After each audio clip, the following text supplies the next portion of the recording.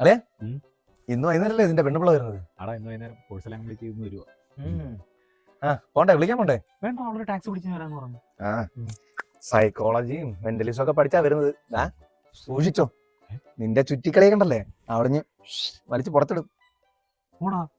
നീ ചുമ്മാ പേടിപ്പിക്കാതെ. പേടിക്കുന്ന വേണ്ട, എന്തേലും ഒരു വഴിയുണ്ട്. എന്തോന്നു? നമ്മളിതാ ഒരു സെക്കൻഡിക്കുള്ളു അവരെ കണ്ണിലോട്ട് നോക്കരുത്. നോക്കിയാ പറ്റും. നോക്കായിരുന്നു സേഫാ. അക്കാര്യം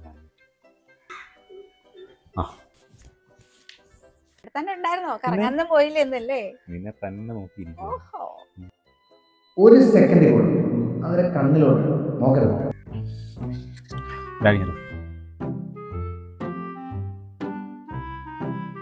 ചേട്ടാ, ഇത് എന്തൊരു ഉറക്കവാ? എണീറ്റേ, കണ്ണുറക്കേട്ടാ. ഞാൻ താനെ ഉറങ്ങിയതാണോ?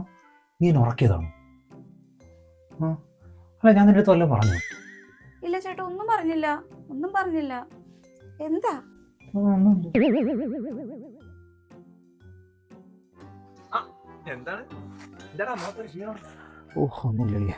ഉറക്കൊന്നും ശരിയല്ലേ? എനിക്കാണെങ്കിൽ അവളെ മുഖത്ത് നോക്കാൻ പറ്റുന്നില്ല. എനിക്ക് മനസ്സമാധാനം ഇല്ലേ? എനിക്കാണെങ്കിൽ എല്ലാം അവളുടെ അടുത്ത് തുറന്നു പറയാൻ തോന്നുന്നു. പറഞ്ഞാ നീ ചത്ത്. പിന്നെ എന്തോ ചെയ്യും? എന്താണ് പറയാൻ മുട്ടി നിൽക്കുവോ? അങ്ങനെ നിനക്ക് അത്രയും ബുദ്ധിമുട്ടായിട്ട് നിൽക്കുകയാണെങ്കിൽ ഒരു വഴി ഞാൻ പറഞ്ഞുതരാം. എന്ത് വഴി?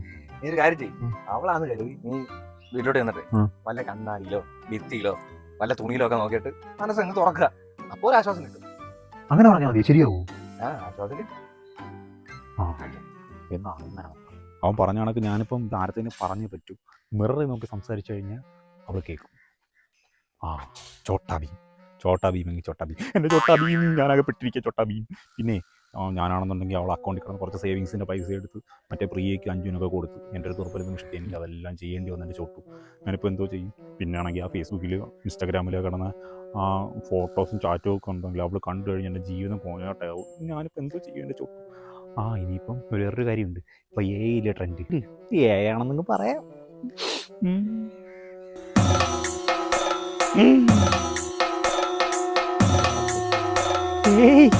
ഇതൊക്കെ ഇപ്പോൾ AI എനിക്ക് ഉണ്ടാക്കുന്നത്. ഞാൻ അതിനെപ്പറ്റി ഇങ്ങനെ സ്വന്തമായിട്ട് ഇങ്ങനെ പറഞ്ഞുകൊണ്ടിരിക്കുമായിരുന്നു കേട്ടോ.